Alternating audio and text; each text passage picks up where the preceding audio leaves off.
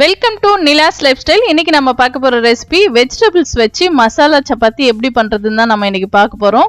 இந்த வீடியோவை சப்ஸ்கிரைப் பண்ணாதவங்க சப்ஸ்கிரைப் பண்ணிக்கோங்க. வாங்க இந்த சப்பாத்தி எப்படி பண்றதுன்னு பார்க்கலாம். இதுக்கு சைட் டிஷ்ஷே தேவையில்லை, இது அப்படியே சாப்பிடலாம். இது ஒரு 2 சப்பாத்தி சாப்பிட்டீங்களாமே போதும். வாங்க இந்த சப்பாத்தி எப்படி ப்ரிப்பேர் பண்றதுன்னு பார்க்கலாம். வீடியோக்குள்ள போகலாம்.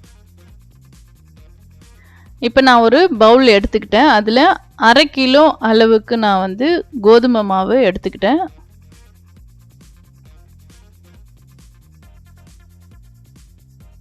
அரை கிலோ ஃபுல்லாக நான் எடுத்துக்கிட்டேன். இதில் நமக்கு தேவையான அளவுக்கு ஒரு 1/2 டீஸ்பூன் அளவுக்கு சால்ட்டு சேர்த்துக்கோங்க. இதோட நமக்கு தேவையான அளவுக்கு தண்ணி சேர்த்து சப்பாத்தி மாவு நல்லா நம்ம சாஃப்டாக பசைஞ்சு எடுத்துக்கலாம். தண்ணி மாவு பசைஞ்சு கொஞ்சம் கொஞ்சமாக ஊற்றி பசைஞ்சிக்கோங்க. ஏன்னா தண்ணி ஃபர்ஸ்ட்லேயே அதிகமாக ஊற்றிட்டிங்க அப்படின்னா ரொம்ப தண்ணி ஆகிடும். இந்த அளவுக்கு சப்பாத்தி மாவு நமக்கு பசைஞ்சால் போதும். கொஞ்சம் ஆயில் சேர்த்து நம்ம இது ஒரு 1/2 hour அளவுக்கு ஊற வச்சிடலாம். அப்போ தான் ரொம்ப நல்லா ஸ்மூத்தாக சாஃப்டாக இருக்கும். ஸோ அதுக்காக தான். இப்போ இதுக்கு தேவையான மசாலாவை நம்ம இப்போ ரெடி பண்ணிக்கலாம். இது அப்படியே ஊறட்டும். இப்போ ஒரு வானலில் ஒரு 3 டீஸ்பூன் அளவுக்கு எண்ணெய் சேர்த்துக்கோங்க. எண்ணெய் நல்லா சூடாகட்டும். இதோட 1/2 டீஸ்பூன் அளவுக்கு கடுகு சேர்த்துக்கலாம். 1/2 டீஸ்பூன் அளவுக்கு சீரகம் சேர்த்துக்கோங்க. கடுகு நல்லா வெடிச்சதும் கொஞ்சம் கருவேப்பிலை சேர்த்துக்கலாம்.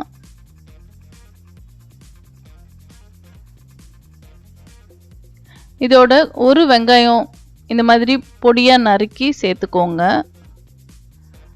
இதை நல்லா ஃப்ரை பண்ணி விட்டுக்கலாம்.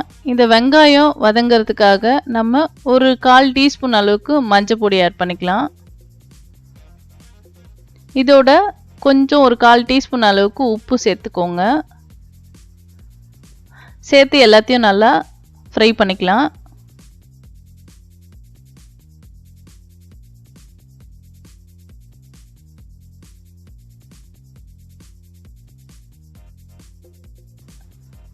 இதோட நம்ம பொடியாக நறுக்கி வச்ச கேப்சிகம் ஆட் பண்ணிக்கோங்க.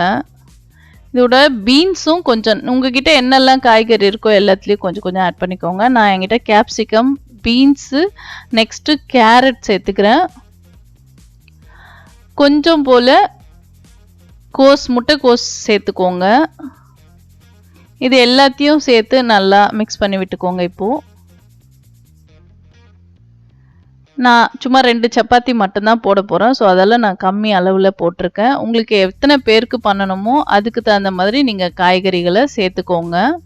இதோட கொஞ்சம் கரம் மசாலா ஒரு 1/2 டீஸ்பூன் அளவுக்கு ஆட் பண்ணிக்கோங்க. கொஞ்சம் மிளகாய் தூள் 1/2 டீஸ்பூன். இதோட 1/2 டீஸ்பூன் அளவுக்கு கொத்தமல்லி தூள். இதோட பெப்பர் பவுடர் அதாவது மிளகுத்தூள் ஒரு 1/4 டீஸ்பூன் அளவுக்கு சேர்த்து நல்லா எல்லாத்தையும் மிக்ஸ் பண்ணி விட்டுக்கோங்க. பண்ணும்போது சிம்லேயே வச்சு பண்ணுங்கள். ஏன்னா நம்ம கொஞ்சம் போல் தான் போட்டிருக்கோம். அந்த மசாலா ஆட் பண்ண உடனே நமக்கு அதிகமாக தீய வச்சோம் அப்படின்னா நமக்கு கருகிறதுக்கு வாய்ப்பு இருக்குது. ஸோ கொத்தமல்லி இலையை தூவிக்கலாம். இப்போ நமக்கு மசாலா ரெடி ஆயிடுச்சு.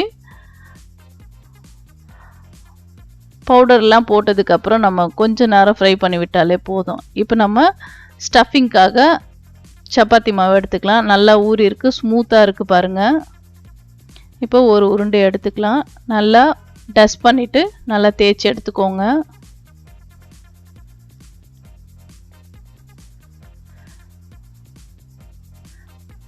இந்த மாதிரி நல்லா தேய்ச்சி எடுத்துட்டு நம்ம ஸ்டஃபிங்காக ரெடி பண்ணி வச்சுருக்க மசாலாவை இதோட சேர்த்துக்கோங்க. உள்ளுக்குள்ளார சேர்த்துட்டு ஃபோல்ட் பண்ணிவிட்டு நீங்கள் ரவுண்ட் ஷேப்பில் உங்களுக்கு என்ன ஷேப் வேணுமோ மடித்து நீங்கள் தேய்ச்சி எடுத்துக்கோங்க. ஸ்டஃபிங் வச்சுக்கிறதுனால கொஞ்சம் பொறுமையாகவே தேய்ச்சி எடுத்துக்கலாம். தேய்ச்சாச்சு. இப்போ நம்ம ஆயில் போட்டு இதோட நம்ம வேக வைக்க போகிறோம் சப்பாத்தியை. நமக்கு 2 சைடும் வேக வைக்கணும். இங்கே தேய்க்கும் போது வெளியே வராமல் தேய்ச்சிக்கோங்க. நமக்கு ரெடி ஆயிடுச்சு ஒரு சப்பாத்தி. உங்களுக்கு எத்தனை சப்பாத்தி தேவையோ அதே மாதிரி அந்த ஸ்டஃபிங் வச்சு தேய்ச்சி இந்த மாதிரி ஆயில் சேர்த்து நீங்கள் ஆயில் போட்டு திருப்பி விட்டாலும் சரி, நீங்கள் ப்ளைனாக போட்டாலும் சரி, இந்த மாதிரி 2 சைடும் வேக வச்சு எடுத்துக்கோங்க. இப்போ நமக்கு மசாலா சப்பாத்தி ரெடி ஆயிடுச்சு. வெஜிடபிள்ஸ் வச்சு இந்த மாதிரி குழந்தைங்களுக்கு போட்டு தந்தீங்க அப்படின்னா சைட் டிஷ்ஷே வேண்டாம், ஈஸியாக சாப்பிட்ருவாங்க. இந்த வெஜ் சப்பாத்தி ரெசிபி உங்களுக்கு பிடிச்சுன்னா வீடியோவை சப்ஸ்கிரைப் பண்ணுங்கள், லைக் பண்ணுங்கள், ஷேர் பண்ணுங்கள், கமெண்ட் பண்ணுங்கள். நன்றி, வணக்கம்.